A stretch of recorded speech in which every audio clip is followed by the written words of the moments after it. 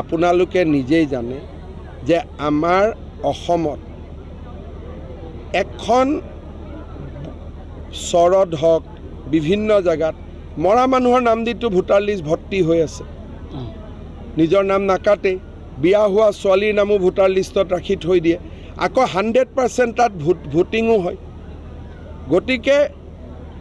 SIR আহিলে voter তালিকাৰ নাম আৰু আধাৰ এই দুইটা যেতিয়া সংযোজিত হ'ব